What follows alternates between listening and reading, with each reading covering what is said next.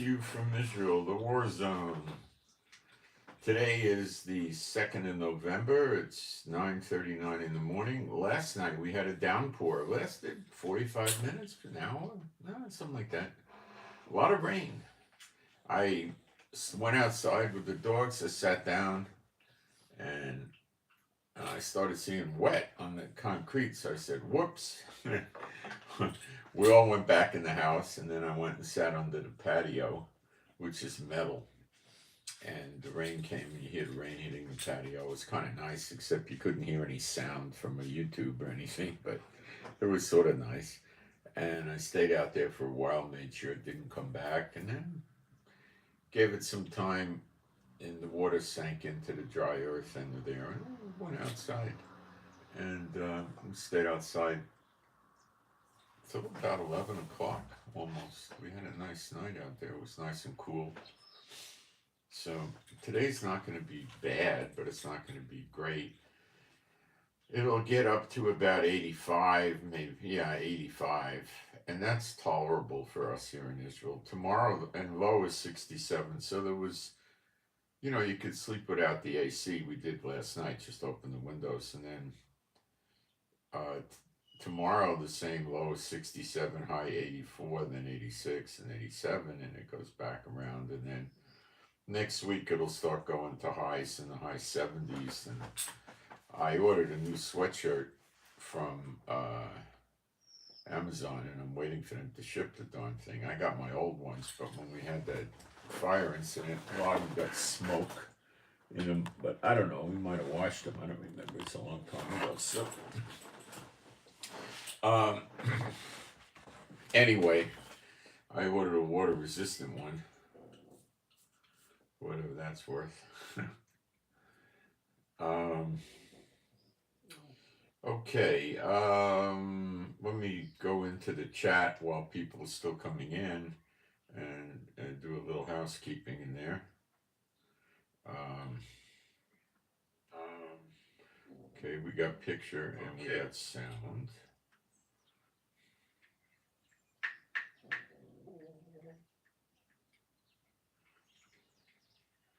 I heard that the House of Representatives, not the entire Congress, approved something.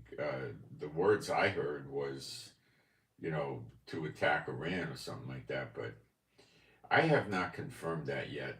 The source was, a person that has pretty accurate information, but likes to, sensationalize it. So I don't know. I listened to a little bit of the channel about uh, there was uh,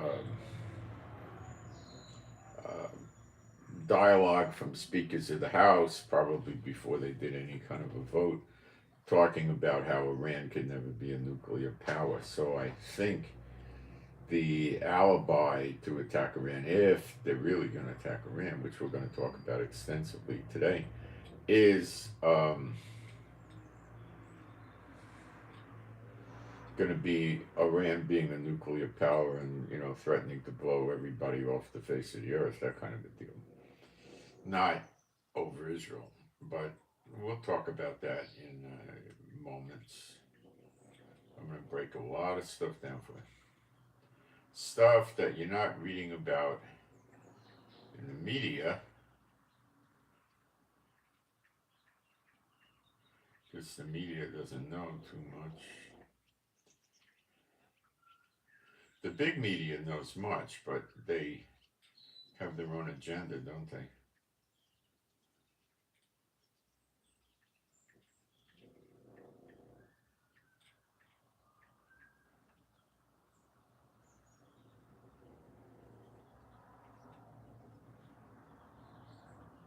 Almost finished, a few seconds. Okay, I'm done. Let's do our praise. There is no God like Jehovah. There is no God like Jehovah. There is no God like Jehovah. There is no God like Jehovah. There is no God like Jehovah. There is no God like Jehovah. There is no God like Jehovah. There is no Messiah like Yeshua. There is no Messiah like Yeshua. There is no Messiah like Yeshua. There is no Messiah like Yeshua. There is no Messiah like Yeshua. There is no Messiah like Yeshua. There is no Messiah like Yeshua. Okay. So,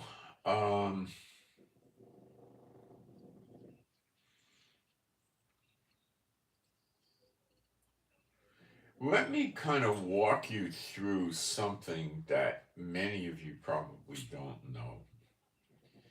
We're going to look at the Middle East countries near Israel, all the way out to Iran and Egypt, and we're going to look at which ones are Shia Muslim and which are Sunni Muslim. And then there's spin-offs like the Alawite, which is what the guy running Syria, Bashar Assad, is a subsect. So what you're going to see is the countries that are actually attacking and threatening to attack Israel now are the Shia, and the Sunnis are laying back. Now, I put this up last night on Telegram, and I hope that people found it very interesting. So I need to, I checked everything with Google. So I need to spin back to last night and get all my notes. It'll be much faster and easier that way.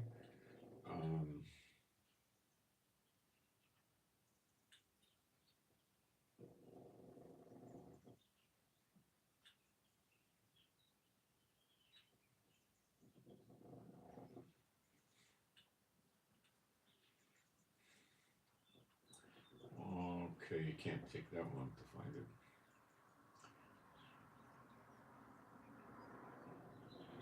I put a lot of posts up on Telegram every day. So if you want to join me on Telegram, all you got to do is download the app, which is called Telegram Messenger, and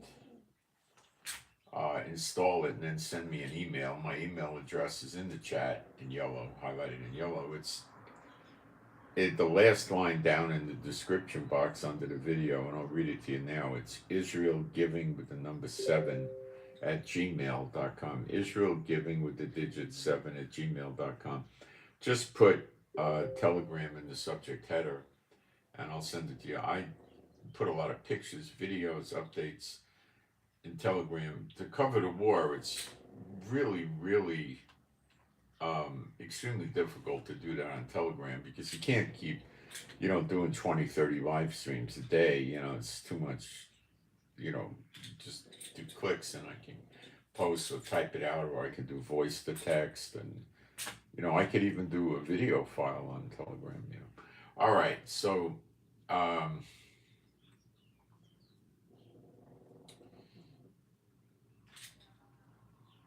let's go through it.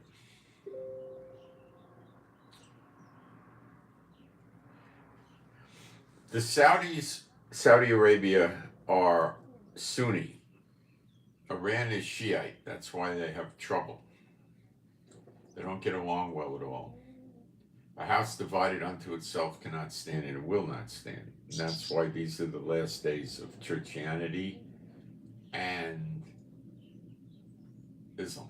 Now, Churchianity has 3,500 denominations. They all have differing doctrinal statements: pre-trib, mid-trib, post-trib, pray in tongues, don't pray in tongues, baptize in the Holy Spirit, don't baptize in the Holy Spirit, sprinkle water baptism, immersion water baptism.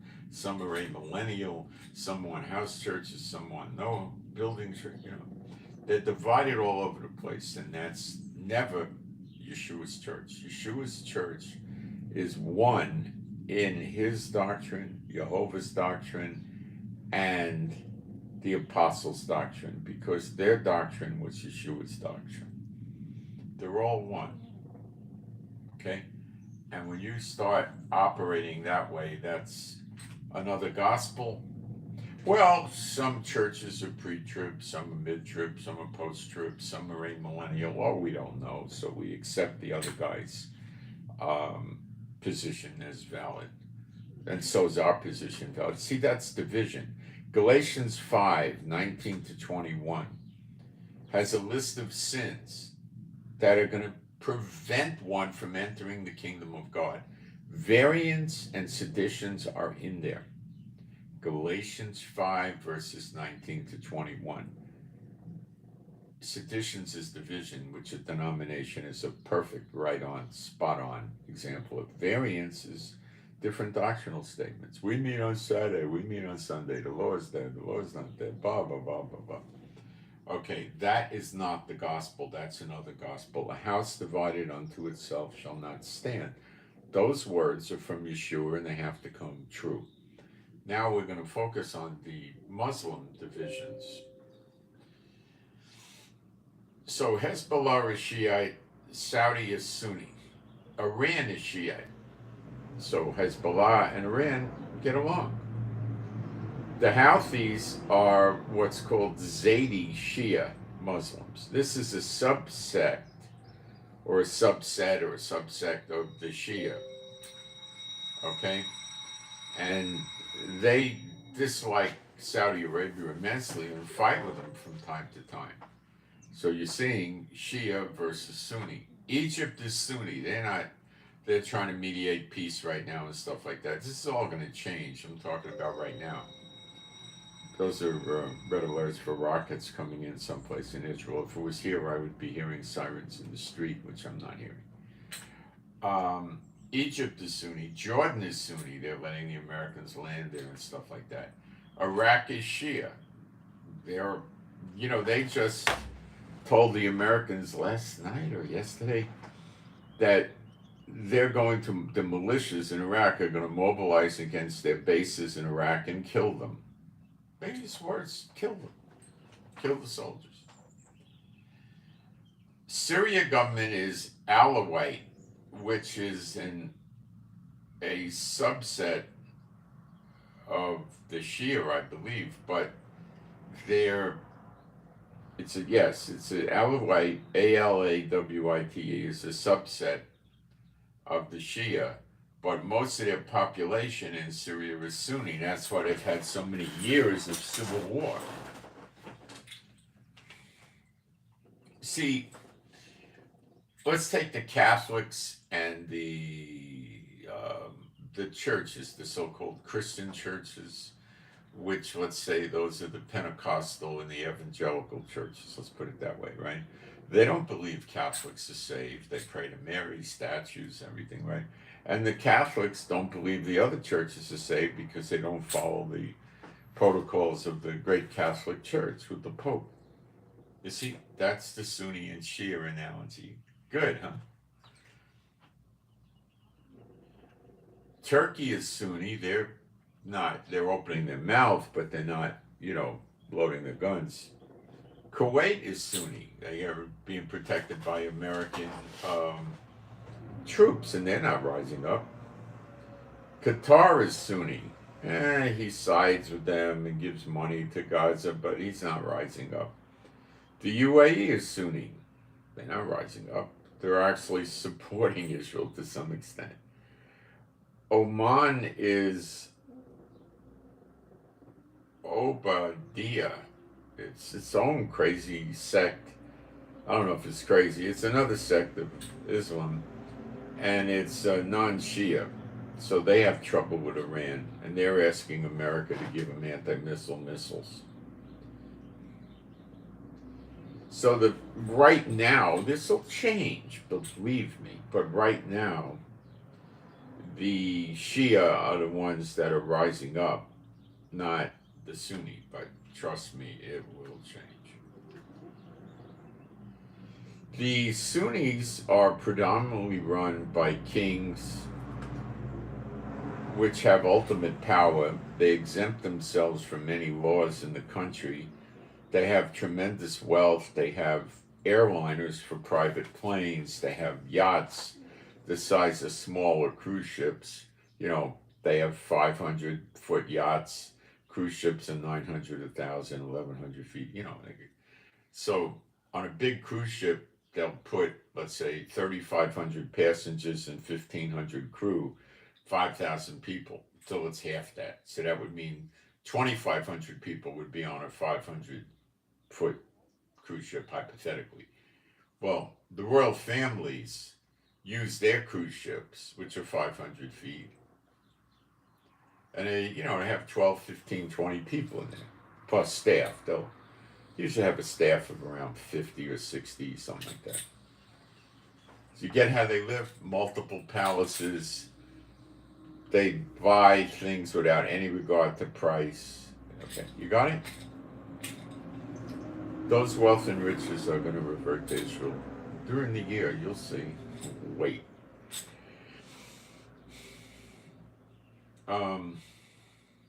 The Shias don't believe in running a Muslim country with kings and dictators. They think the wealth should be spread amongst the people. They don't want to have kings that have, many billions of dollars with lavish wealth and a lavish lifestyle. Some of these palaces are 100,000 square feet. Not all, some are 15, 25,000, 50,000, with many acres and fountains and ponds and, everything. Anything they want,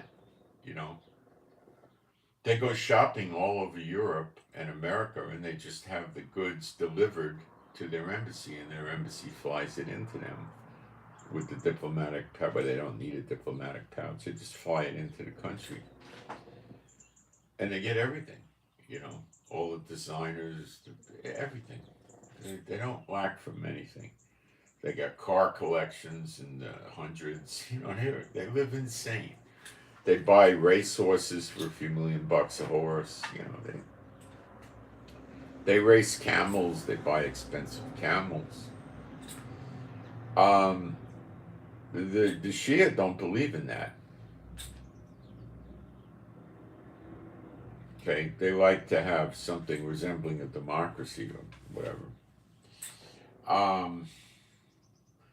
What the Muslims all want to do.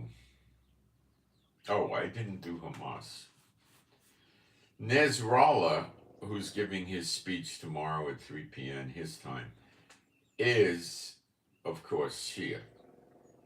Hamas, the leadership is Sunni, which is weird, but it's very political at the same time. So this could explain why a lot of states don't want to really help Hamas. I mean, Hezbollah is doing tokenism. Houthis are doing tokenism. The Iraqi militias are coming to help Hezbollah, which is Shia. They don't like each other. So Hamas is a weird combination. They're a wild card. And that's why they're not getting all the help they were thinking they would get.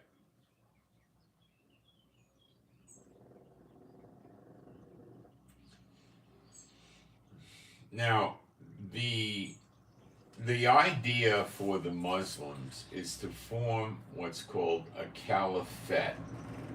A caliphate is a conglomeration of all the Muslim states, nations, joining together under one banner or one country. In other words, there's no more sub-countries. It's like an Ottoman Empire again, right? And they're all in it. They may keep their country name or something like that, and then they would revert to being like Florida, Texas, California, in America. They keep the name of their state, but they're all America. So with the Caliphate, they would keep the name of the nation, maybe, probably, or not. I don't know. But it didn't happen yet. But it did in the past. And they usually just go under. But anyway, it doesn't matter because they would just revert that nation, like Iraq would revert to being like Florida. It wouldn't be an independent nation. It would be in the Caliphate. Now, the Caliphate is headed by one man, and he's called the Caliph. Okay? Now, the Caliph is a half mullah or Islam priest, you might say, something like that. and he's half political. So the Caliph is a political leader and a religious leader. Iran has political leaders, I think they call them the president, and they got the mullahs that are religious leaders. There's two separate entities. With the Caliphate, the Caliph is both in one. He's the ultimate supreme power, running with the Quran as he sees it. Now, you want the $1,000,000 question? Does the Caliph, is he Shia or is he Sunni? Don't worry about it. You know, it's not likely to be a big deal. I wouldn't worry about it. But God's not backing that type of thing. 1 second, I've got to check this. It could be my wife. She's still out of country. What is this? Wait a minute. This might be important. Uh-oh.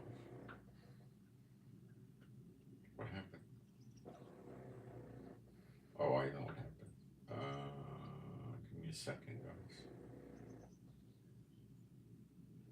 What is going on?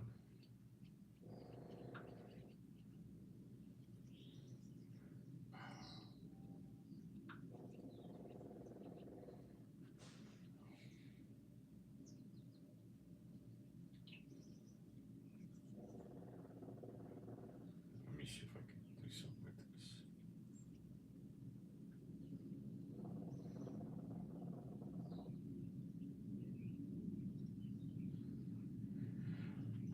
It's a delivery and it's something I need, and I don't know what the message is about. It's like in technical Hebrew, and I gotta deal with this stuff. I'm sorry. This will make it easier. If it works.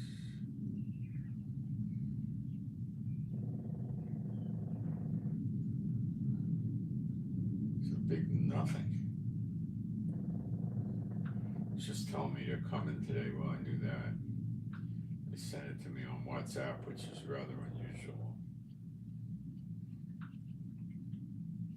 1 second. They sent it to me all over the place. What's wrong with them? It's just an Amazon thing. Amazon's shipping again to Israel, but man, it's slow.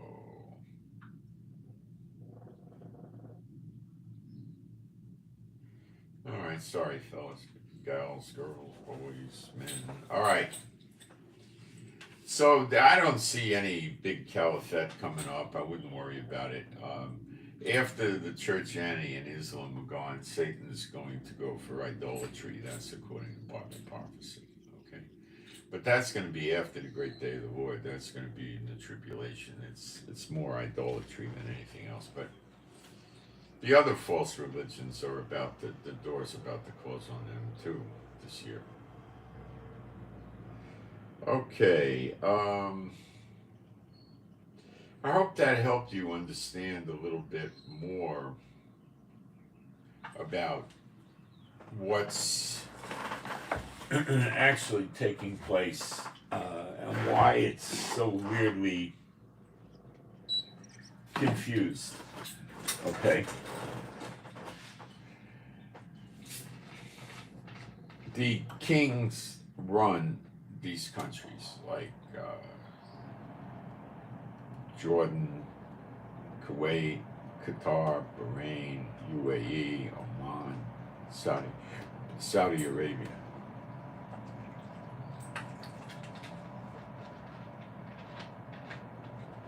It's their family business, you could say, all right? And they have everything they want. They've got gazillions of dollars in money. They have influence with large world governments like France, UK, Russia, China. They live surrounded by armies and bodyguards in palatial estates, many acres. They have mountains of servants. They get the best food and niceties flown in from all over the world. They've got the yachts. They got their private jets that are airliners. They got jewelry, gems, money, gold, silver, platinum. They got it. Anything money can buy, only, they got. Okay? And they don't want to go to war over a bunch of schmucks like Hamas that go around, cutting people's heads off and stuff like that to help them and jeopardize everything they have. There's not that much motivation for them at this point to do that. There's pretty close to nothing. Okay? So the Muslims are crying, come on, brother Muslims, go risk your life and endanger your own. They're not buying it. They want everything to stay the same. That's what they want. They're never going to get what they want, but that's what they want. All right. So now let's get into the meat of it. And I'm going to spell this out for you with Bible prophecy. You're never going to understand what's going on in the world listening to social media, reading the mainstream CNN, ABC, CBS. You're never going to get it. You have to understand the true gospel, the real Bible prophecy, not Schofield and Darby and the denominations. They just teach junk. You got to understand the real, and then you'll see the current events and you'll understand how it's coming to pass. Don't listen to the words that the world leaders, every single last one of them, no exceptions, say, because they're all profound liars. And that's what politicians do. You have to look at what they say, and then look at their actions. And then, mostly by their actions and Bible prophecy, you'll understand what's going on. Okay? The church world is thinking that this is going to be their rapture, or it's going to be Gog and Magog, or it's all both wrong. Okay, Gog and Magog, the people of Israel living in peace and safety without bars and walls. That's in Ezekiel 38. They have cattle and gold. The people in Israel are not rich. 2.5 million out of 9.6 million population live at the poverty line. You're going to tell me that makes sense? Living without bars and walls with peace and safety. You think that applies to Israel now? Are you taking LSD? Come on, people that teach you this stuff are there to hurt you and deceive you, or they're so dumb they don't know any better. They've been deceived by the deceivers. Okay, now, Hezbollah is expected to enter the war Friday at 3 o'clock in his speech. Does that mean he's going to definitely do it? I don't know. he might. He's definitely going to come up with some sort of an escalation.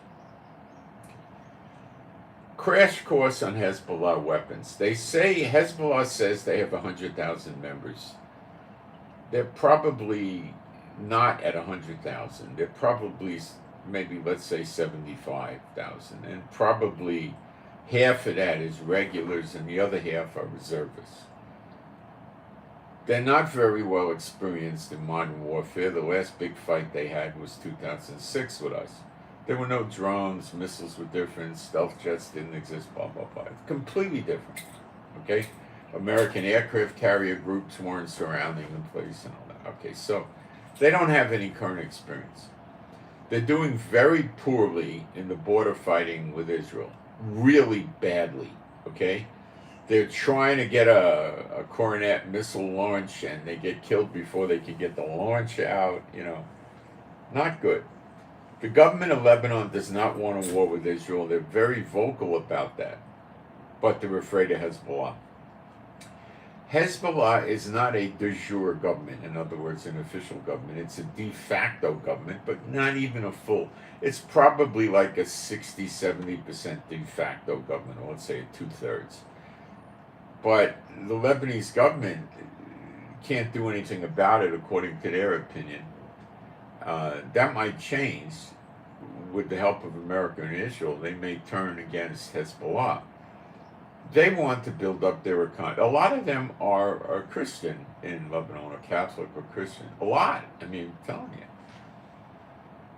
It's not a full-blown, Islam go on the warpath country. They got a lot of division there. They don't like this idea. They don't want a war. These Christians, churchianity is who they are. They want to get up in the morning, go to work. They want to have a car. When they put the key in, they turn it, it runs. They want to have internet. They want to have a big flat screen TV. They want to go to a restaurant. They want to go to a movie. They want to go to the beach. They want to go to the zoo. They want to play with their kids. They don't want to lay their life down to wipe the Jews off the face of the earth. This is like the furthest thing from their mind. However, they don't like Israel. I've spoken to some of these people. They don't think Israel has a right to exist at the same time. This is replacement theology. Okay? But they're not at all motivated to go start a kill campaign against Israel. This is not something they want. They really don't. Okay? The Hezbollah does. Okay? Who pays their payroll and puts food on their table but Iran, like in Gaza? Nasrallah is a sensationalist. He's got a big ego. People in Islam think he's such a big deal. He's a puppet of Iran. Let's not get carried away. Okay? He's not so big a deal.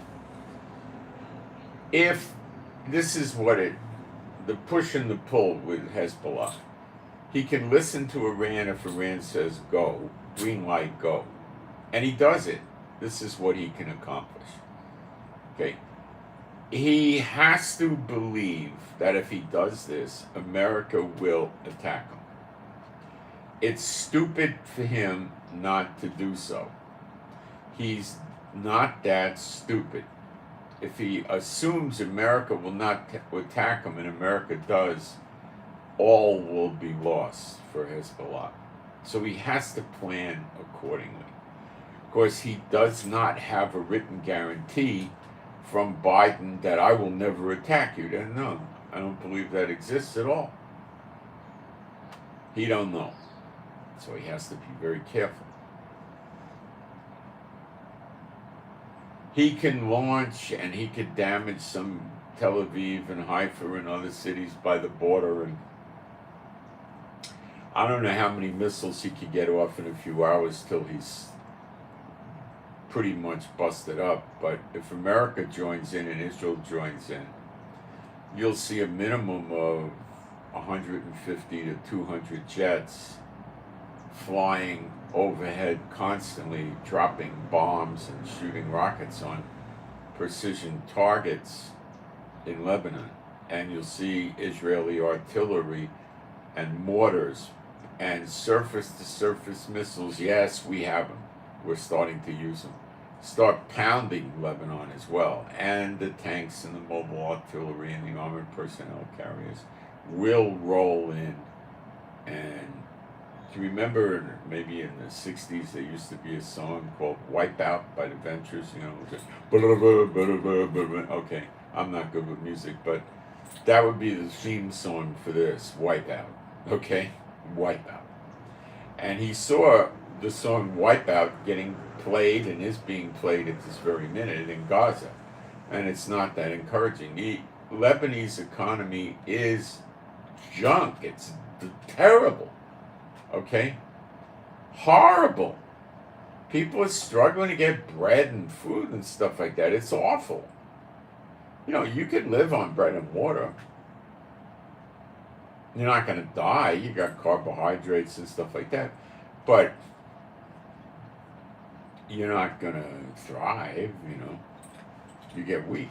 They've used it in American prisons for a long time in the past when prisoners would get into fights and try to escape and the things they didn't want them doing. They would put them in a solitary confinement and give them bread and give them water. And they gave them a pretty good amount of bread.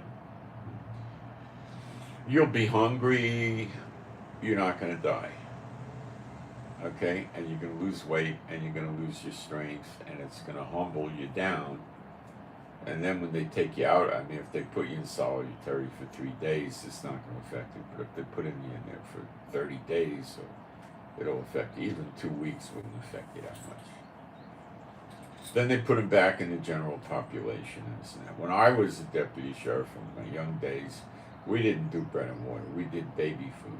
So you bought the cans of, it was BeachNet Junior baby food for bigger babies, like, I don't know, 18, 24 months. And you gave them some of that. I don't remember the quantities, it's so many years ago, but they had that. And some of that would have chicken and turkey and beef in it with vegetables, and it had liquid. Of course, they had plenty of water. And that would keep them going. That would keep them going. It wasn't that enjoyable. To be honest with you, I have eaten BeachNut Junior baby food. I like it. I could eat it. It won't bother me, What I like to do in the cold weather is make soup. But what kills me, nothing kill me, what irks me about Israel is they don't sell canned soup. Like in America, you could get organic Campbell's or something, right? So you got pieces of chicken or turkey in there. You got, I don't know, carrots, peas, different things. You can get a can of soup. You could just dump it in a little pot, put it on a burner on a stove for, 3 minutes? And it's heated up and you could sit down and eat it. No. They sell the powdered soup because it's cheap. And it isn't anything like the canned soups. Minestrone they have in the can. Can't get that. They don't even know what minestrone is. Hey, get some minestrone soup. What? Minestrone? They wouldn't know what it is. Arabs don't eat soups. It's not common. So they don't eat soups. They're heavily influenced by the Arabs. The Ashkenazi people from Eastern Europe and America and North America and Australia and stuff like that, and even Mexico, and, they know from soups, but you're gonna go find tortilla soup in Israel. Yeah, good luck with that. You might find one place in Tel Aviv that makes it, maybe, if you could even find a Mexican restaurant. I've never seen a Mexican restaurant in Israel. I've never seen a Cuban restaurant in Israel. I've never seen a Spanish restaurant in Israel.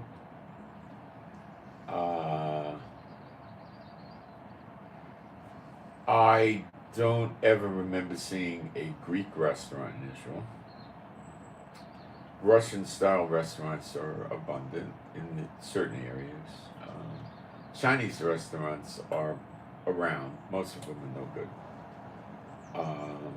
There are some okay ones. That's about it. Sushi they got, but it don't taste like sushi you get in other countries. But it's sushi. Could be okay. Of course, at kosher, the rabbis, you're really gonna get salmon and tuna. Period. On the sushi or vegetarian, but we live with it. But it ain't so great, They do have good egg drop soup, but anyway, you can't get. Okay, let's get off the food. So Hezbollah can join in full bore, send 1,100 rockets or 1,500 into Israel as quick as he can. America will, I would go 95% chance will start bombing Hezbollah along with Israel. If America doesn't help, Israel will cause so much damage and destruction in Hezbollah in hours, it's not even going to be funny. And they may start blowing the capital up just for good measure. Because the Lebanese government is no good because they let Hezbollah take over, so just get rid of both of them, And so, and Israel's not going to stop. Israel can handle a two-front war. The Houthis are just a harassment. They're not going to form a convoy and go, 1,200 miles or something to Eilat and invade. Do you think they would survive that convoy? Do you think Saudi Arabia would let them march in numbers, say 25 or 50,000 through his country? No, he'd be crying to America to help bomb him. He'd send all his planes to bomb him. He'd shoot him with missiles. He'd have tanks shoot him. He'd have America help shoot him. Israel would probably help shoot him. They'd be destroyed. It's a desert. Where are they going to hide, you know? There's no tunnels to Eilat from Yemen, okay? They can't make it. So what are they? They're harassment. All right, Hezbollah is not such a harassment. It's a pretty serious threat. So Hezbollah gets to say to Iran, "Oh, my masters, I did your bidding, fine sir. I shot a lot of missiles into Israel, but now they're disabling me with incessant bombings and all sorts of attacks. Please send 50,000 soldiers here to help me with air support." Will Iran do it? I wouldn't say there's two choices, slim and none. I would say there's one choice, no. They wouldn't do it. They can't affect it because America and Israel will bomb them on the way. See, the deficiency that the Hezbollah, the Houthis, the Hamas, and the Iran all share is they have no real air force. They have backwards, old anti-aircraft systems that aren't working on the modern jets of America and Israel. Okay, they're not getting shoot downs. They're trying to do shoot downs on our drones, and they're not even getting shoot downs on drones in Israel. Occasionally, you might hit one. They do not have their act together. They have no substantial navy. They can't move by sea because they have not a real navy. Okay? Iran's got a goofball navy, a Bozo the Clown navy, 1,500 plus go-fast boats. They can't go very far. How much gas are they going to carry? I mean, where are they going to go? You know? There's 60, 70-foot boats that go quick, and they could shoot torpedoes, they could shoot a missile, a rocket, or 50 caliber machine gun. What are they going to do? They can't cover any distance with that. They got a handful of Navy ships and submarines that are clunkers and stuff. So without an Air Force, without a Navy, without good anti-aircraft defense systems, what the heck are you? You're a terrorist state. That's it. But through the use of tunnels, we've seen how Gaza could put up a strong defense when you invade them. Will they win? No, because a tunnel is a defensive tactic. It's not offensive because it's only in your own country. Now, if the invading country is a Russia or a China, not in Israel, they'll drill into the tunnels and drop poison gas in there, or try to burn them, or flood them and drown them. Israel won't do that. They could find ways to just, look, the tunnels are, let's say they're really 100 feet underground, which they very likely can be, right? So what does Israel do? They go up there with, backhoes, bulldozers, heavy land equipment that you use to build a large office building, and you got to dig in and make the foundation, right? Which is probably goes down 100 feet or so. So they just dig it out, and then they find the tunnel, they find the concrete, right? Then what? Then you get one of these big drills they used to go through rock when they look for water and oil, and you go, it might take 20 minutes, 10 minutes. Now they got a hole in the tunnel, right? So then you start throwing anthrax in there, cyanide in there, chlorine gas in there, mustard gas. Every hour you throw something else down there, right? If they have gas masks, you got to remember gas masks wear out. Okay? Their filters are only effective for so many hours if there's a heavy concentration of toxic gas. Then they break down and they don't work. Okay? They could clog and then you can't breathe and you got to take it off. Mustard gas would clog it nicely. All right, Israel's not going to do that. Other countries would. But if Israel gets desperate, it could do that. Or it could put a sleeping gas in there, something an anesthesiologist would use to put someone to sleep.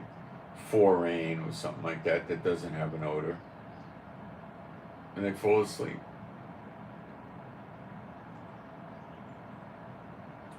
Fire. Bring a gasoline truck, like what fills up a filling station. Run the hose down to the hole you made in the tunnel and pump a couple of 1,000 gallons of water in. And then get far away and drop a match in. Or if you want to be cool, take a nice Zippo lighter and make a ceremony and throw it in, And then what happens?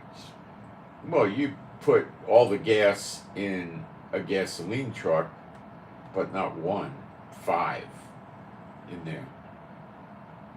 You know what kind of fire you're going to get through much of their tunnel system?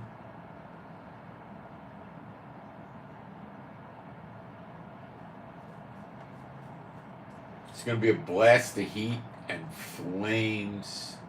It's going to take the oxygen out of the tunnels.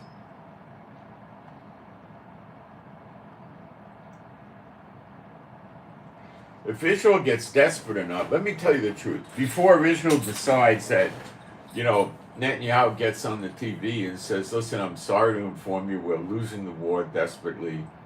I've handed out M16 rifles, all the extra rifles we can muster up, and given them to people, and you could just, go down fighting, but we're going to lose. We're all going to die. So before that happens and they start feeding us into ovens and burning us alive, what I'm going to do is burn them out of their tunnels. That'll happen.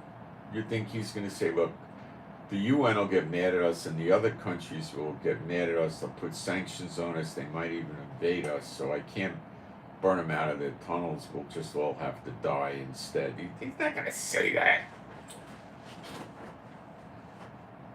You think the same would be true with anthrax and chlorine gas and mustard gas? Of course it would be true. It's a vast undertaking. It's a very, very sick bunch of people you're dealing with, and 300 miles of tunnels is a problem. But in my opinion, if you did that trick with the gas tankers, and you did it in maybe 5 or 6 different locations, that would do it. So you'd have to need maybe 30 gasoline tanker trucks, which is a cheap expense. And you'd need some heavy equipment to go down there and do it. But we have armored heavy equipment for construction in hostile areas. They stop 50 calibers and stuff like that. So we could do it and just put the gasoline down there, but the UN and everybody are going to go crazy. Do I think this might happen? Oh yeah. It's a year of recompenses. They're going to reap what they sowed. They burned Israelis alive. I expect it to happen. It's not that it might happen. I expect it'll get to that point.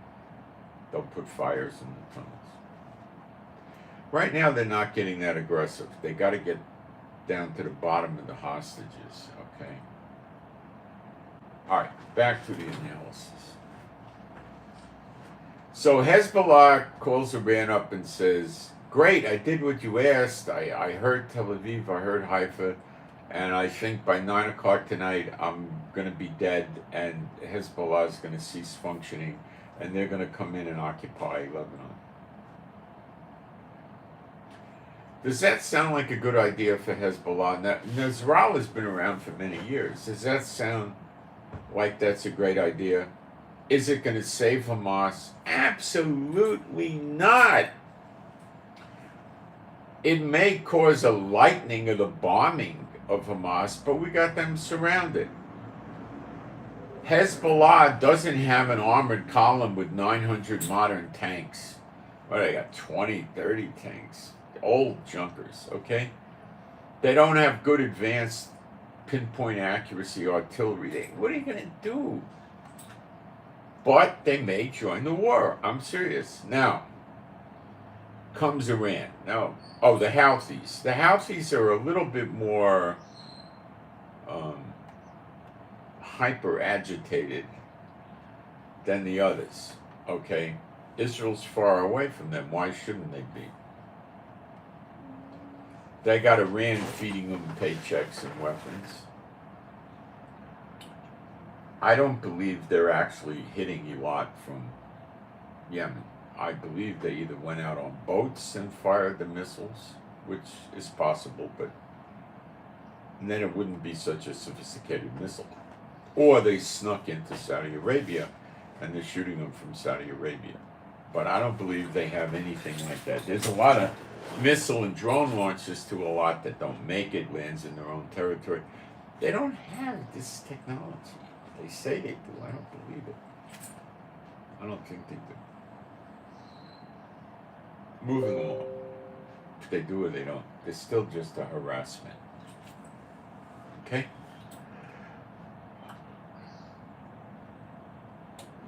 Iran. Iran's saying they're going to enter the war. I think they said if we don't stop fighting by Friday, we don't stop attacking Gaza by Friday, they're coming in. What does that mean? Let's break it down.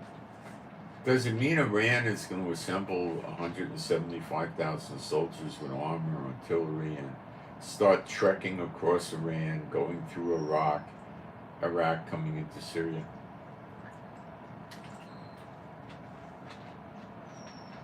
No. The Americans will freak out as soon as their reconnaissance planes see such a column moving into Iraq, because they've got bases in Iraq and Syria. And there's been threats yesterday from the Iraqi militias to attack and kill all the Americans at the bases. So they would have to respond to Iran bringing an armored column in as a threat to their bases. They can't call Iran up on the phone and say, hey dudes, it's America, what's up? Hey guys, what's up with this column? Are you here to attack our bases or Israel? What are you up to? No, don't worry about it. We're bringing them into Iraq, and then we're going to go into Lebanon, and then we're going to help Hamas. You think they're going to go for that? They're going to bomb them. They don't have defensive aircraft. They don't have appropriate ground-to-air, anti-missile, anti-aircraft systems. They can't survive a thing like that. Okay? They can't move a column that's 2 miles wide and, 6 miles long. They don't move like that. They're going to move something like, 30 or 60 or 100 yards wide and miles long. That's how they're going to move. They might even be more narrow than that. We've got all these A-10 AWACS there. They have these guns that shoot 3,900 rounds a minute. They just fly by. You got 10 of those guys flying by and for 10 minutes, and you're going to have mountains of dead soldiers. You're going to have tons of jeeps, personnel carriers, tanks, trucks, all burning up.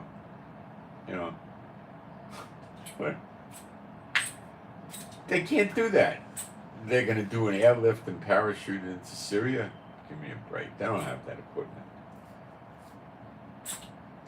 They probably got a handful of special forces they've trained in parachuting, so if they need them for riots someplace in a part of the country, they can fly them over there or something like that. But they're not. Iran is not set to attack other countries as far away as Israel. They don't have the capability. Their military resources are sort of like Hamas. They could defend Gaza. They could defend Iran. They've got tons of tunnels. They got you know, they got stuff, but they don't have the right stuff. So, yeah, they may declare war. What would that mean to me? It means to me Iran may start doing pot shot missiles at Israel. Now, if they really had all these great missiles they could hit Israel with, why have they, for the last 18 or 24 months, persistent on trying to fly missiles into Syria, and we keep bombing them over and over and over again and destroying the missiles? Why would they keep doing that? It's a waste of mountains of money and time. Just launch from Iran. They don't have the technology, that's why. And they're also cowards. They want a satellite to go lay down and die for them. Now, I've explained to you the snare. The snare is being run predominantly by China and Russia. Each one of those is massively more powerful than Iran. Massively. Iran is useful to them when war breaks out between Russia and NATO or Russia and Europe. And war breaks out in the Pacific between China and Japan and Taiwan and North and South Korea. They want America spread out as much as they can get her spread out militaristically. Iran's role in this war would be very simple. Support the Houthis down by Yemen so they could shut the Red Sea by their pincher points so ships can't safely pass. Then the insurance companies canceled the insurance on the ship, on the cargo, and on the crew in case of kidnapping. Okay? No ships, no merchant marine ships.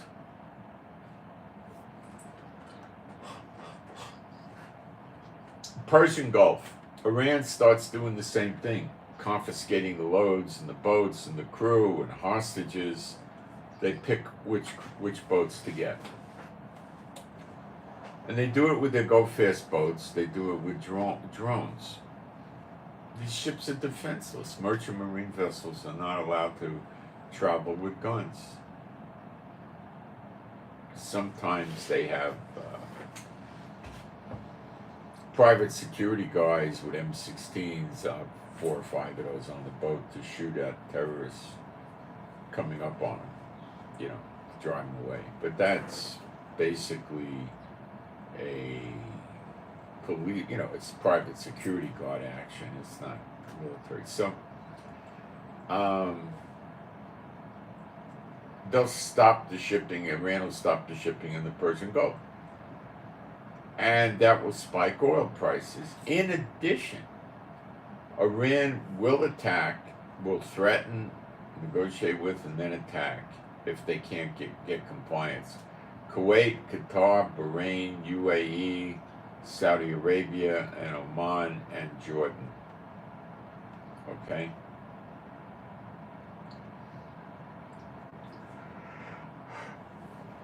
The compliance will be cut your production down by 1 million barrels a day.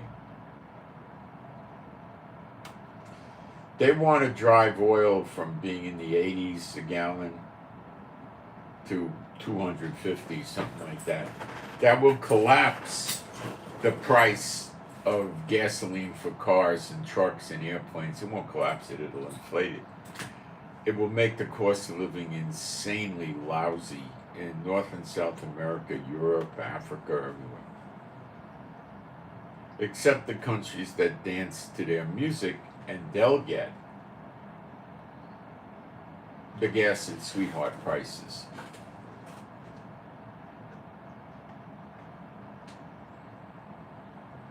So Iran said they were giving Israel till Friday to stop fighting in Gaza. And Nasrallah says he's going to make an announcement on Friday at 3 o'clock. So, is it a coincidence? Probably not.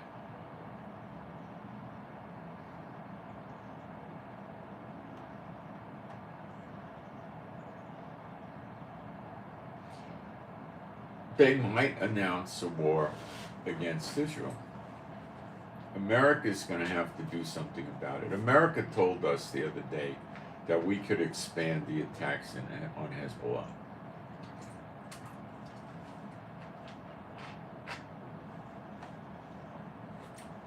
So they basically said, go get them. Which means they're going to back us up. You know, what's that going to look like? It's going to be quick devastation from American and Israeli jets.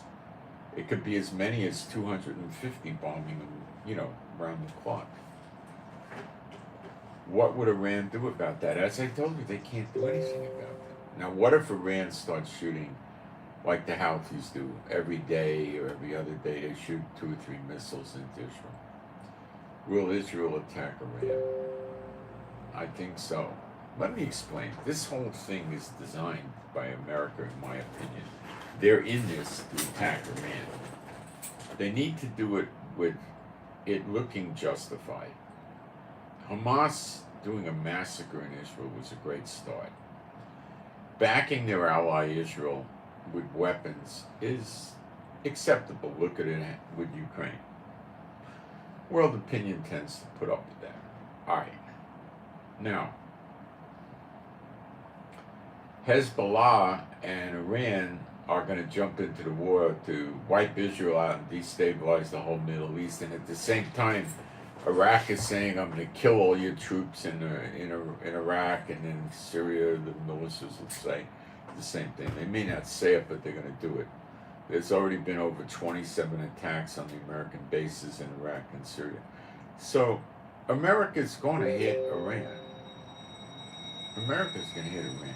They want this whole thing is the build-up for the alibi story to hit Iran.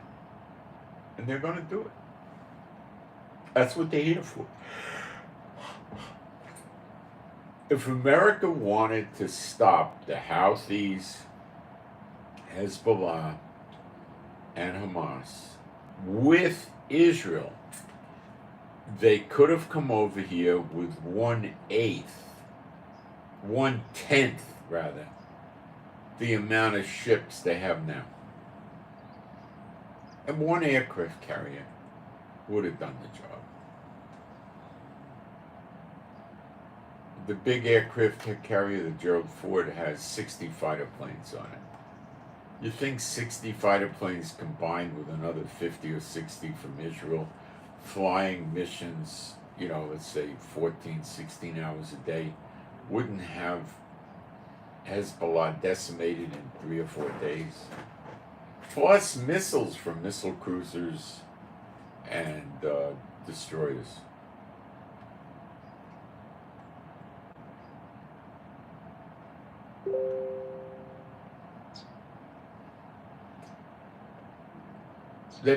There's like 70 ships here. There's going to be, the Dwight D. Eisenhower is in theater here somewhere. The Gerald Ford is here. The British, they're very up-to-date aircraft carriers chugging over here now. And we have, well, I think it's called the Patan or something, one of the small aircraft carriers that carries helicopters and vertical takeoff jets, plus troops with armor, is here too, plus all kinds of destroyers, missile cruisers, submarines, all sorts of stuff, guys. They're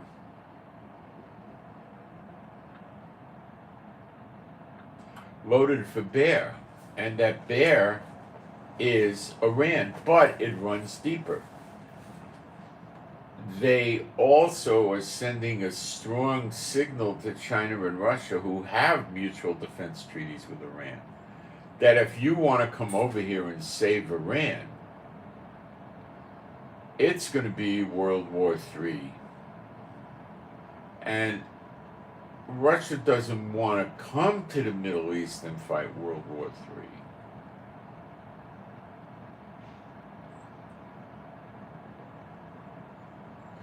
They want to pick off Europe.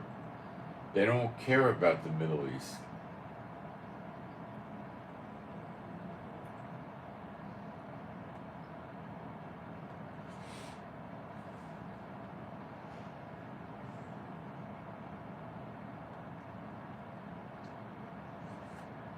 China's not going to come over here and help Iran, because what if they do that? That's the snare in reverse. China comes over here and then America starts, a flare up in Taiwan happens, a false flag or something else, whatever, could be a real flag. You know, China provokes so much. China starts always, every day, they're flying into Taiwan airspace, so they get Taiwan to shoot a couple of Chinese planes down. Boom, there you go. Chinese ships violate Taiwanese waters, so an American submarine blows the ship to Kingdom Come, right? Now China's committed in the Middle East, and they got a problem on their home front. America likes that, but I don't think China's going to fall for it, nor Russia.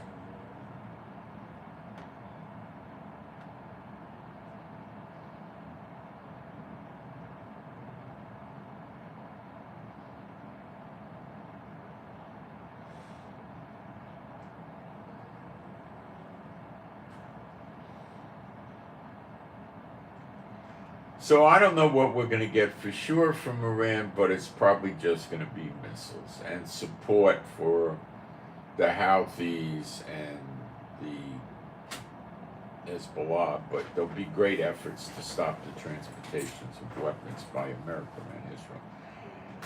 It may take a little time, but what's going to happen is America is going to attack Iran with or without Israel. If the fighting is finished in Hezbollah, with Hezbollah and Gaza, where we don't need a lot of aircraft over there, then Israel will join in with Iran, with America to hit Iran. And they're going to teach Iran a lesson. And their concern is, they know there's a war with Russia and NATO. They know there's a war with Taiwan and China, Japan and China, North and South Korea. You know that. Everybody knows it. It's what day is it going to happen? Okay? Iran is a massive threat to America and Europe and NATO because of the ability to shut down the Red Sea using the Houthis and the Persian Gulf. That's the dilemma that they are here to fix, and that's why there's such a large flotilla. They are not going to invade Iran. That would be at least hundreds of thousands of troops and losses. Iran's dug in underground, aircraft hangars underground, nuclear plants, other facilities, storage, blah, blah, blah. You'll be sitting there, it'll be another Hamas, but 10 times worse or 25 times worse. Way more tunnels, better tunnels, wider, deeper, more fortified. No. What can they hit that Iran has? Plenty. The go-fast boats are going to go, and the Iranian Navy's going to go. They'll send in American warships, which Iran will provoke or attack, and there'll be history for their Navy. And the go-fast boats will go. Then they'll bomb every possible weapons, munitions factory, drones, missiles, artillery shells, bullets, anything and everything. They'll hit their refineries if it comes down to it.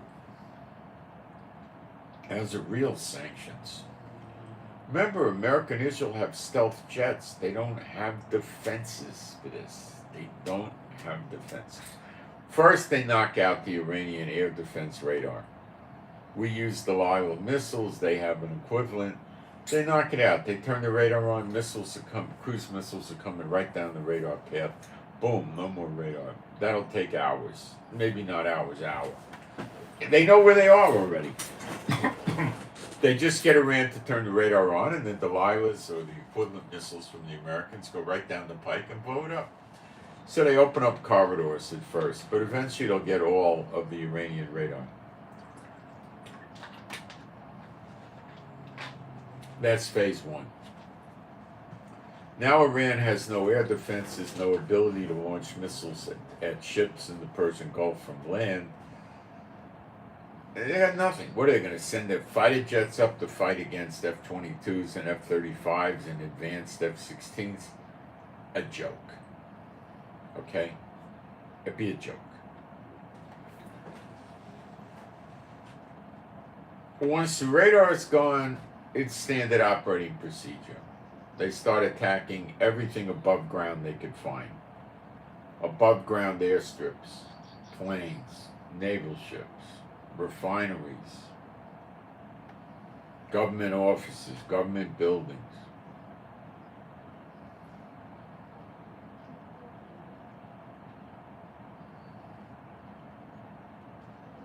They knocked Iran's economy back, to 35 years ago or 45 years ago in 1979 revolution. They're just... Will Iran still be a military threat after they do that without invading? Yes, but it would be diminished probably by 65%. It would be not much of a major threat. America can't afford to invade because of the risk from China and Russia. Iran knows that. And Iran knows it can survive a bombing. A lot of days of bombing. And don't think that Russia and China consider Iran their equal. They don't.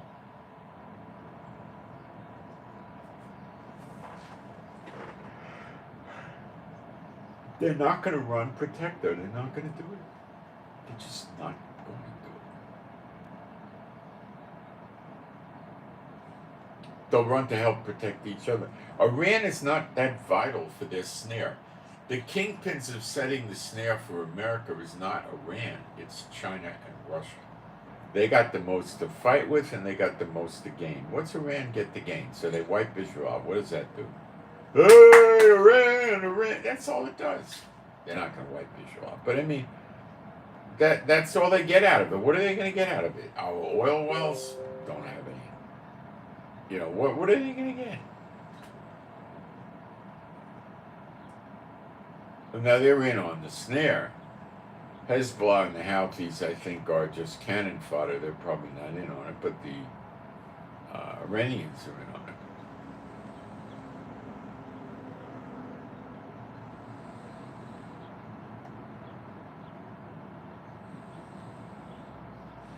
So I think we're very close to America joining the war. Days. Cutting off Gaza, where yesterday evening I think we were 800 meters or like 10 blocks, 10 city blocks away from the beach, or you could say the Mediterranean beach, So in other words, Gaza's in cut in full. 10 blocks it could be done later today, or it may take 2 or 3 days, depending how intense the fighting is. Once we got them cut in two, there's a road we've made across that we've taken, and we just put checkpoints and tanks in there, and some troops in a safe environment, and nothing's getting through. Okay, we'll make sure there's no active tunnels going under it, and that's it. So they're not able to escape to the south and try to make a stand in the south, which apparently is a great fear that Biden and the Israeli government have, that they'll run into the south and they'll have more human shields again. So they're going to contain them up in the north. The next step is going to be busting the tunnels up, which will be using bombs.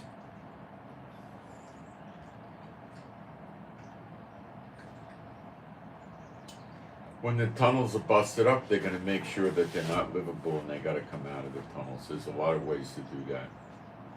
Humanitarily, you can just start cutting their air sources down.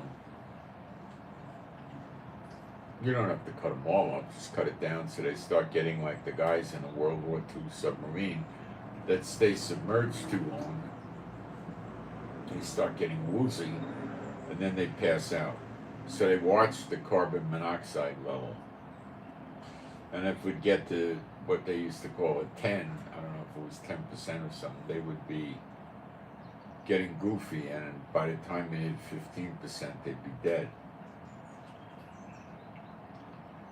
So usually when it got up to 8, I don't know if it was percent or they just used the number calibration. When it got up to 8, they started taking measures. Now, they had countermeasures that were immature back then. They had bottled oxygen they could release throughout the submarine, and they had these things that would take out CO2 from the air. But, it doesn't work. The modern nuclear submarines, I think, could take air from the water. Oh, they're much more advanced. They don't have a problem. They could go sit on the bottom for a month. They got food. They use the ocean water. They make drinking water out of it, and they could regenerate oxygen all day long. They don't have to worry about that. But in the old days, and that's what the tunnels would be like. They could, if they cut all the air off, they'll suffocate. But they can cut a lot of it off and make them very uncomfortable. Where they're breathing heavy. If they start moving fast, they run out of oxygen. They'll get dizzy, lightheaded. They'll start dozing off and falling asleep, and not good. Not good.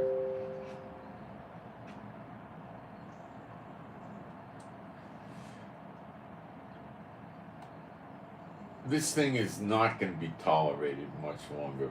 I think when Israel has them cut in two, they're going to change the whole scope of the war. It's not going to look the same anymore. It's going to look completely different. They don't want them running to the south, and I'm sure Israel made sure there's no active tunnel from the north to the south, or they shortly will. So they're trapping them, and then we're going to come in from the ocean, from the south, from the east, and the west is the ocean, the north. And we'll probably try to overwhelm them.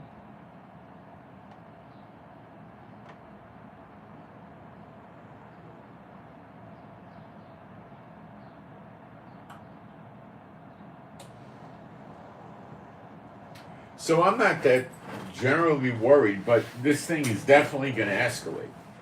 And the important thing to understand is the quicker this thing escalates to Zechariah 12, the quicker your redemption comes. I know to some people that sounds sick, but all things work to good for those who love the Lord. And that's what Jehovah's concerned with, those that love him and Yeshua.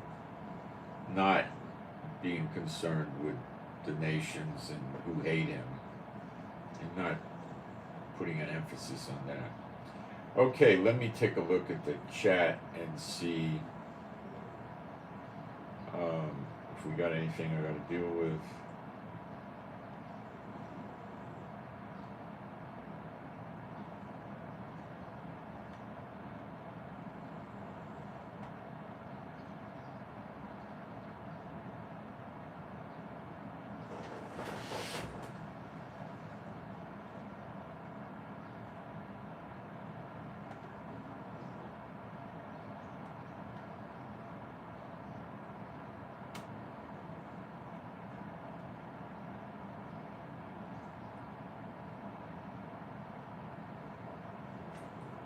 So why is everybody posting foreign languages here? Are they cursing us?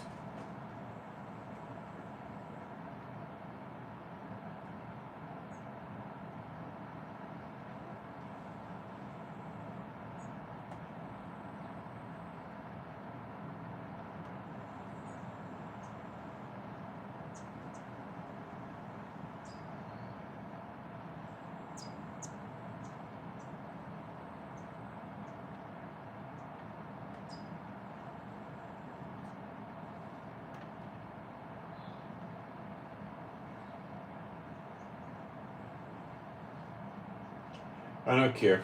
I don't know what they're saying, and I don't think you people know what they're saying either. Somebody tried to do transliterated Hebrew at one point. Like some of it is Russian, some of it is transliterated unknown languages. I don't know. I'm not concerned. Okay.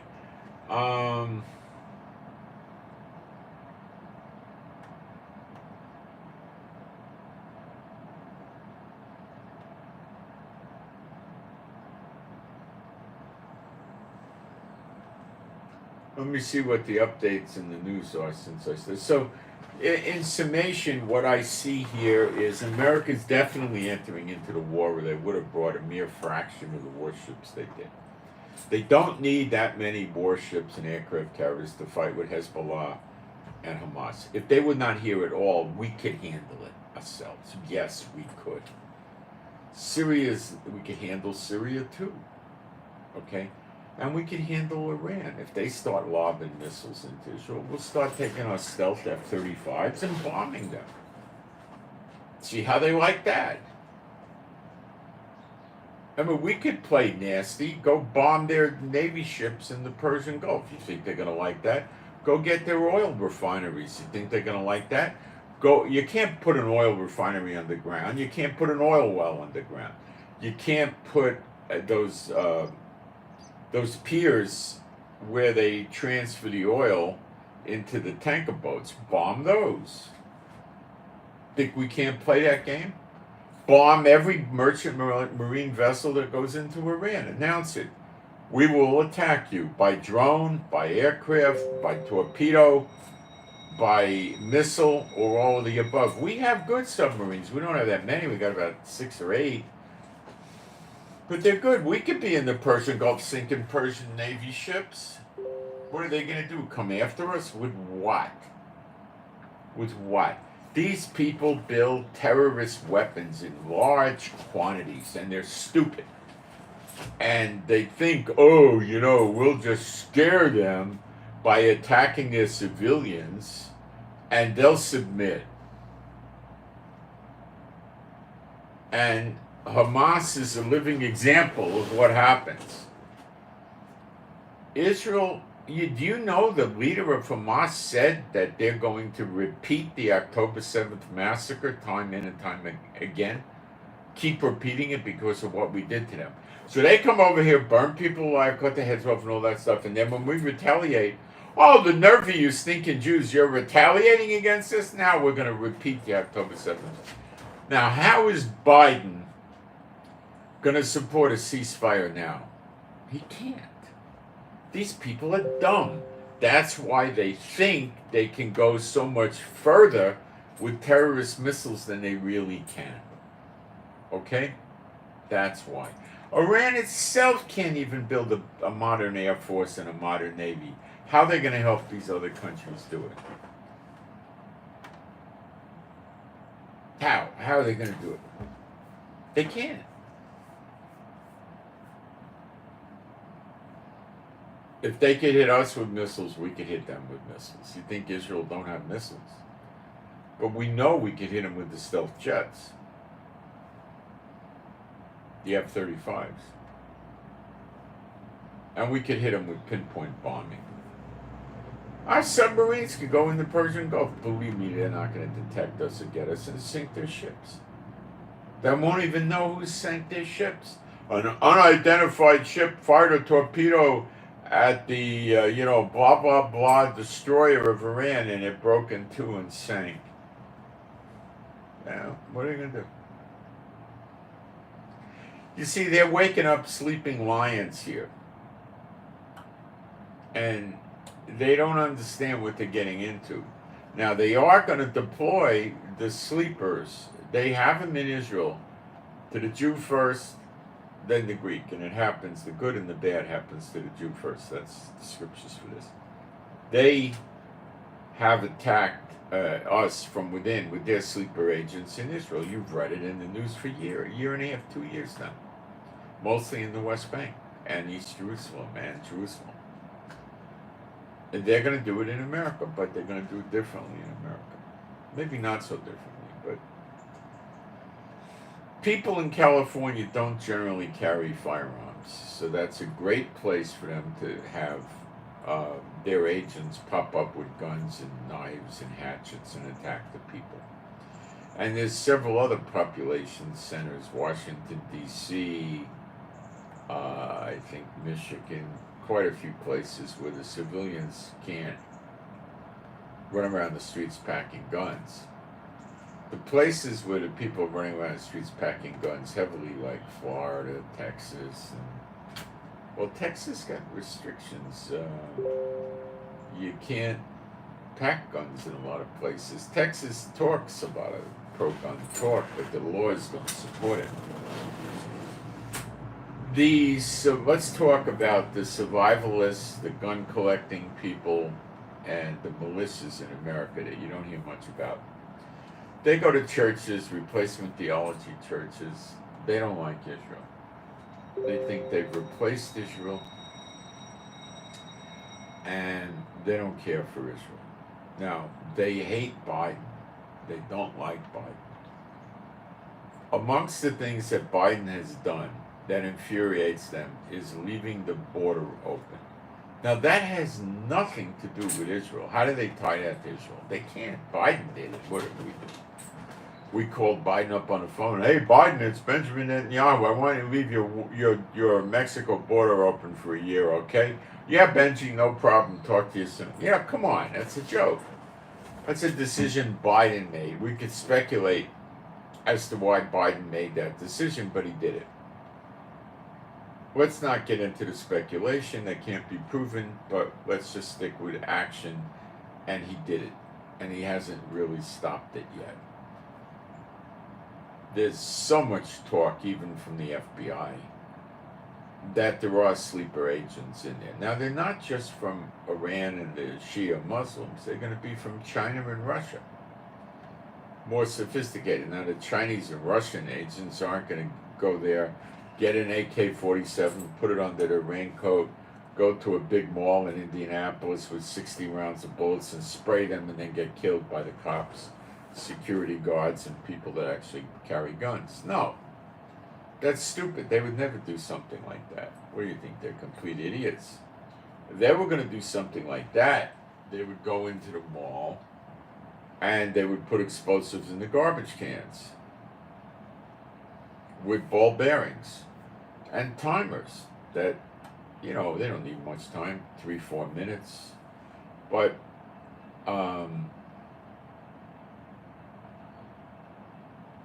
the video would show who went to that garbage can, for a long time. So they'd have to be maybe a little bit more careful how they did it, because those video cameras, I don't know how they would do it. Well, they might not care. They just disguise themselves. It's pretty easy to do. A wig.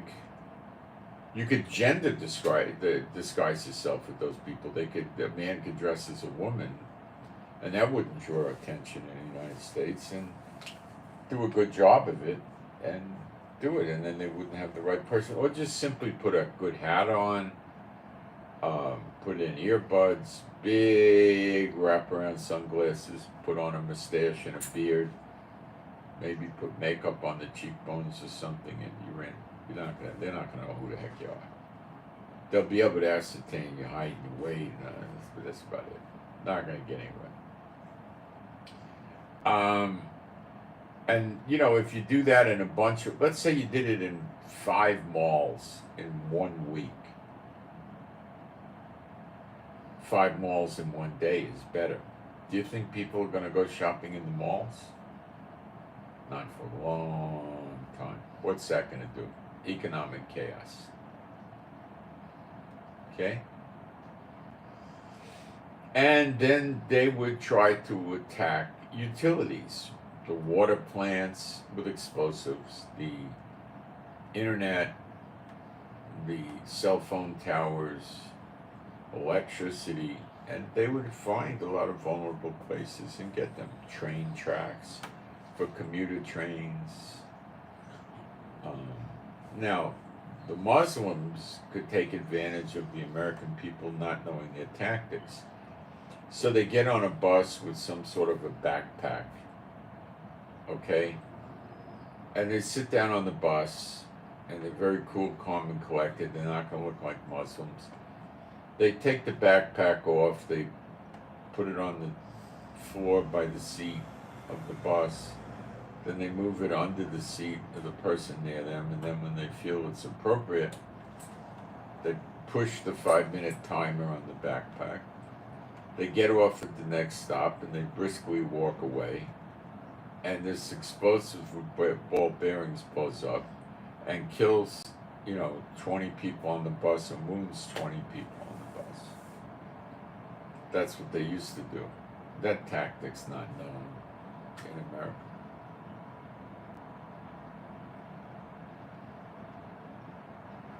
America's a target-rich environment for these sleeper agents.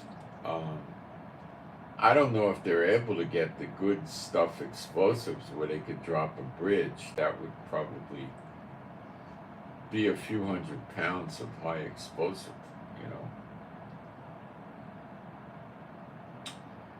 If they could get it, which maybe they can put it in a van, drive out to the middle of a bridge somewhere.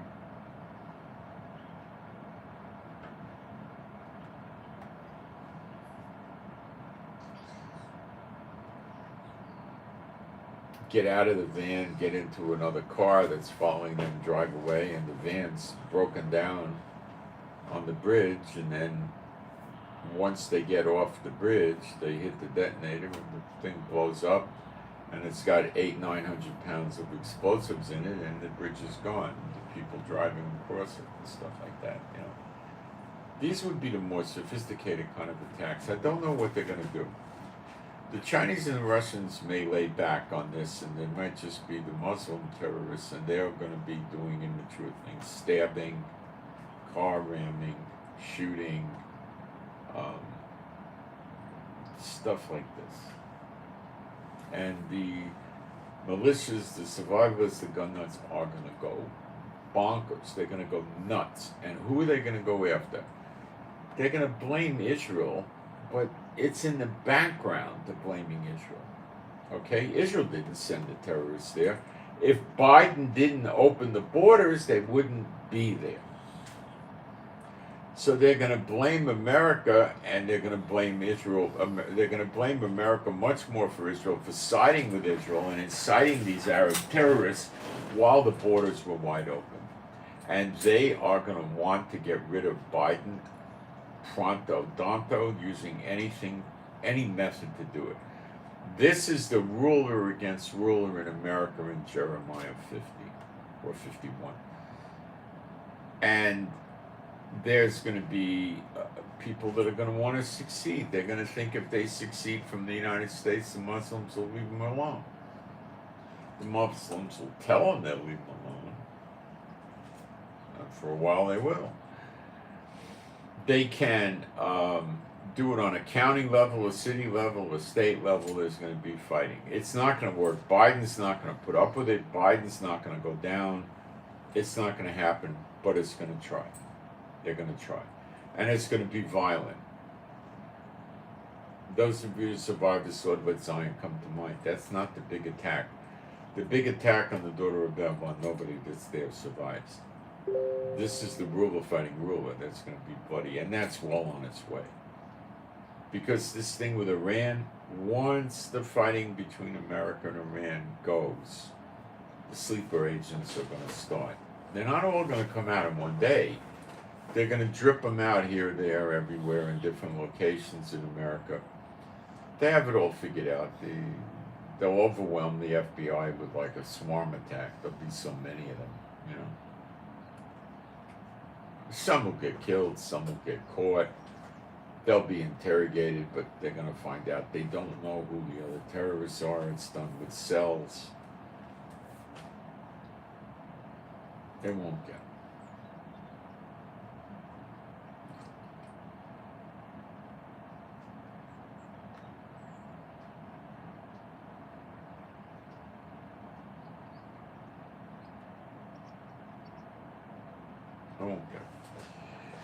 They'll get some of them, and it'll be a manhunt going on in America that won't quit, and they might suspend civil liberties with martial law. They could try telling people they can't carry firearms out of their houses and, stuff like this, but they won't listen. And these militia, gun nut people, survivalists will try to hunt the terrorists down themselves. Believe me, they will. They'll start with Operation Watch in their neighborhood with armed people patrolling 24/7. That's what I have in Israel. checkpoints in the neighborhood and stuff like that, and the police will put up with it because they don't want their wife and kids getting shot up when they're out working someplace. And Biden's going to be pulling his hair out because people are going to start taking things and matters into their own hands, not relying on his government and the state governments and the city and county governments to protect them. They're going to say, we trusted you, look what you did with the open border, you mental midget, now we got to take care of it ourselves. And this is, Biden is going to try to suppress that to maintain his position and power. And from what I can tell from prophecy is Biden maintains the power. The Fed stays in power. But it'll be a rough time. Okay. Terrorists could go on subways. They have a backpack. They wait for the train to stop at a station. They hold the backpack in their hand. They wait for the door to open. They pause a few seconds. They leave the backpack on the floor very discreetly. They walk off the train station. And it's in the subway car. It blows up with ball bearings and shrapnel. And it takes out 30, 40 people. There'll be a lot of hatred and resentment towards Israel. A lot. But in the bottom line, it's the open border and Biden that did it. And there's not much they can do against Israel. The militias aren't going to fly over here in their C-17s, parachute in and attack us. Forget it. They can badmouth us, and that's about it. Okay? And this is going to probably develop tomorrow. I think Iran has definitely got to say something. And if they say something, they got to do something. And what they say might be earlier this morning we launched missiles into Israel. And Israel is not going to sit still for this.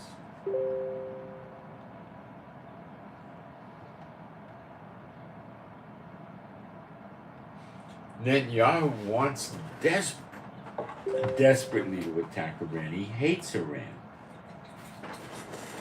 He hates them. He keeps trying to get an attack going against Iran. This time he'll be successful. He'll get it done. America's here to get Iran. They didn't mobilize to come here to get Hamas. Okay?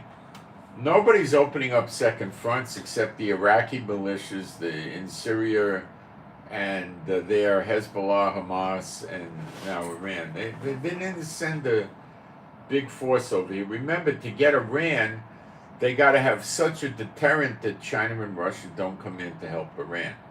China and Russia would never come in to help Hamas and Hezbollah or Syria. Forget it. They wouldn't bother. We used to bomb Syria for years with Russia there. They never did anything. Why now are they going to change?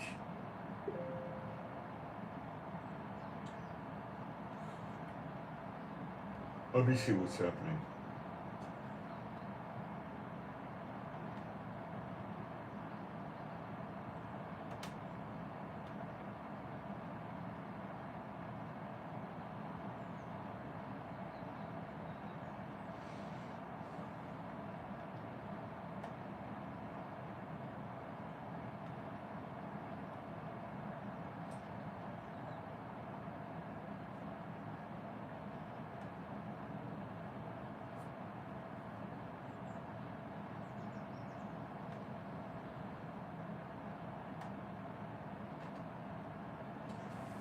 Cabinet Minister Gideon Saar, a senior leader in the centrist national camp of our government, he's affiliated with Benny Gantz, who has a major amount of votes in Israel right now. In response to pressure to resume the push for a two-state solution the moment the Gaza war ends. This is what he says. There is no way we will resume the process of withdrawals. In other words, like what they did, they withdrew from Gaza, withdraw from the West Bank. He says no way. We will strengthen the army and the settlements in all areas of the land of Israel. Okay? And this is going to cause a big rift between America and Israel. Watch it happen. because this is not reversing Bible prophecy. It's not moving forward, but it's definitely not reversing it, which the nations of the world want.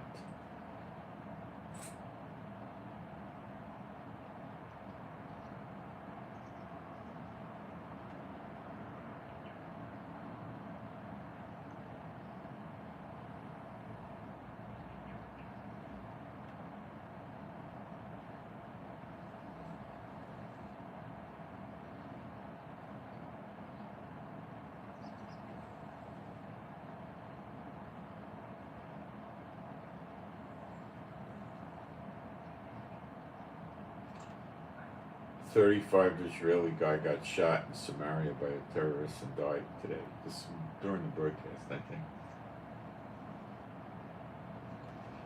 The number of hostages held by Hamas has now been updated to 242. I don't know, 242. I don't know if they're continuing to take hostages in the form of soldiers or journalists or I don't know what.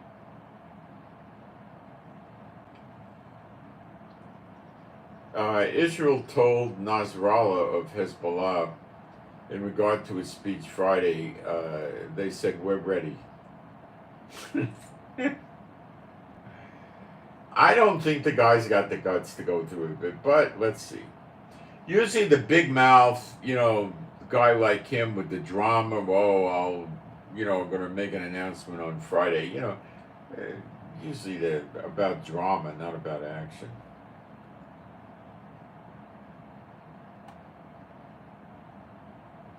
But the pressure from Iran could be intense, Nasrallah, if you don't do this, we're not giving you another 10 cents.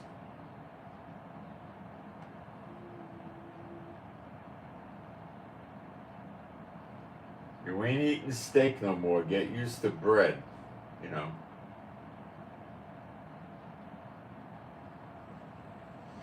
And then Nasrallah could get scared. Fear and greed is what motivates these characters. Fear and greed.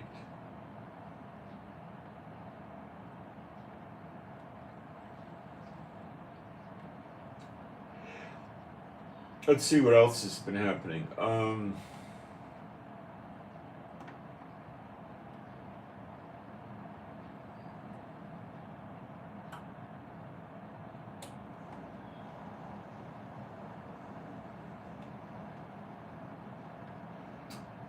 North Korea has been shipping short-range missiles to Russia and armaments, which is irritating America and NATO because it means they have to spend more billions of dollars giving weapons to Ukraine. So they have a definite axe to grind with North Korea for this now.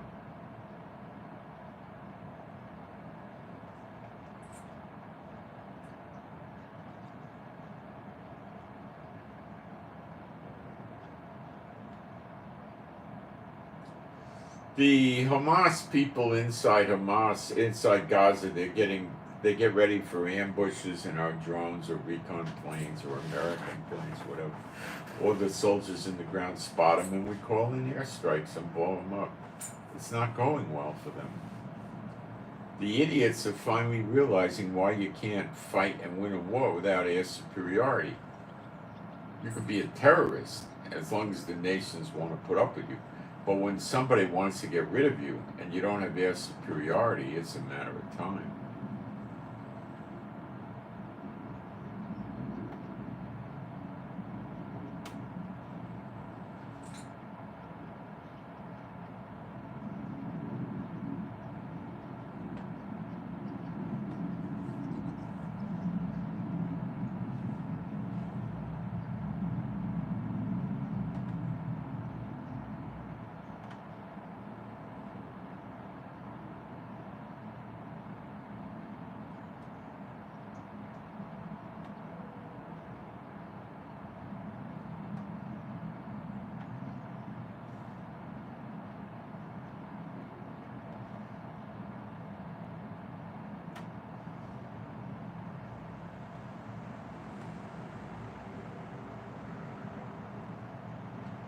Vasily Nebenzia, a Russian ambassador to the UN last night, said Israel is an occupying power. It has no right to self-defense. So he's saying we're not on our own land. We're occupying somebody else's land, i.e. the Palestinians, and we have no right to self-defense. They're not long for this world either.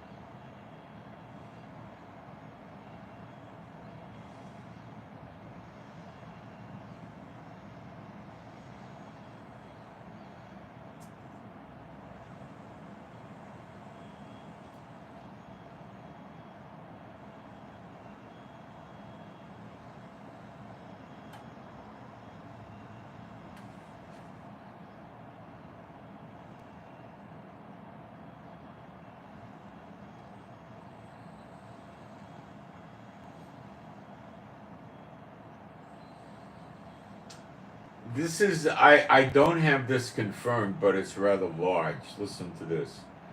The top Hamas leaders that are hiding underneath the Shifa hospital, which is about to be destroyed, in Gaza are ready to hand themselves in and be deported to Lebanon or Syria. Israel will allow that. Israel has no right to exist. These Nazi ISIS terrorists must surrender without any condition or die. That's the commentator. Israel's not going to do that because they'll just continue to fight against us. They're not going to.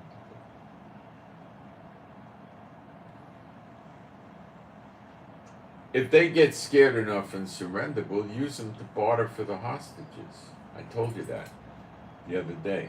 Because we'll publicly go to Hamas. It'll be in 5,000 newspapers or something, right? And all on news, it'll be on 200 news networks around the world that we offered to give up their leaders for the hostages. And if they turn it down, then it makes them look heartless and bloodthirsty and all that. So, no, take our leaders and make them into martyrs. They know what they signed up for. See that?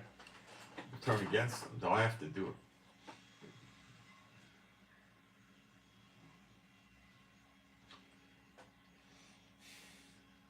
Seven senior Hamas officials, these are the real bosses of Hamas, are in hotels in Doha, the capital of Qatar, headed by Ismail Haniyeh, and from there, from the hotels, they demand that the people of Gaza continue their firm stance, and they are five-star hotels. And these bozo clowns have private jets they move around in. It's falling apart.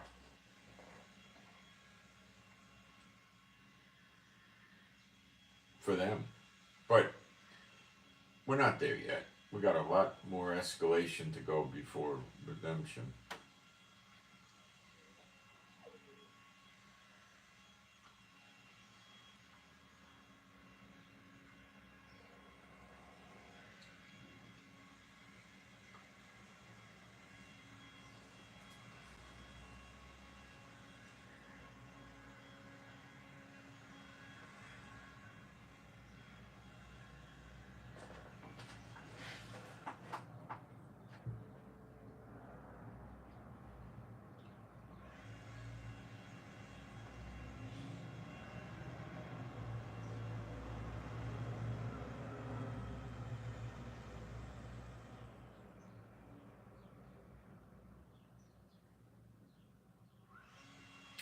Now, this is a statement from the Hamas leader Khalid Marshall, and I believe this was coming when he was, in luxury in Cater.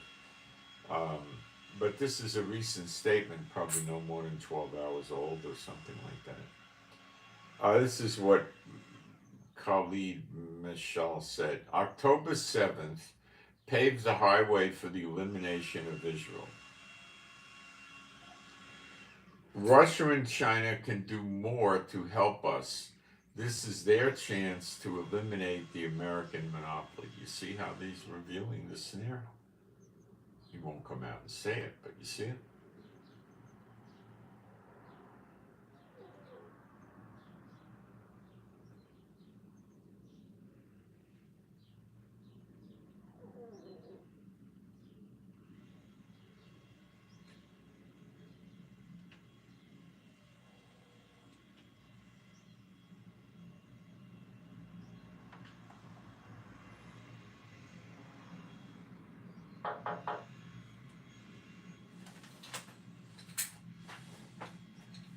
Hang on a sec.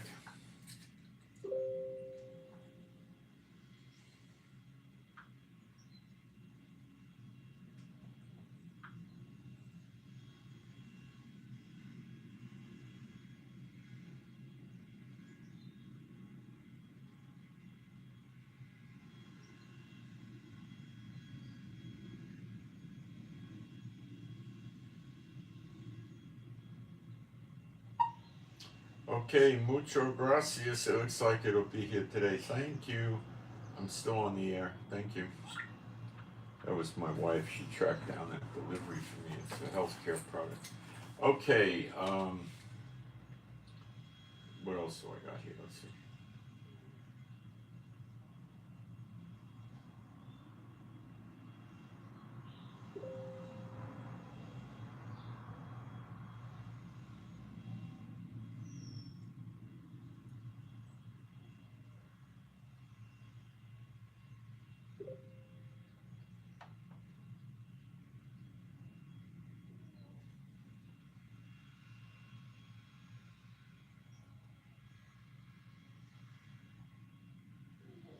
Oh, I think the amount of hostages is increasing because they couldn't notify all the families. They're probably out of the country or something. All right, so please pray for me and my wife, Rivka. Pray for our peace, safety, protection, and joy. Pray for our health and energy, and pray that I don't have to go to bomb shelters, and pray for our animals and pets that are all rescues, and thank you for the offerings, and I'll keep you updated.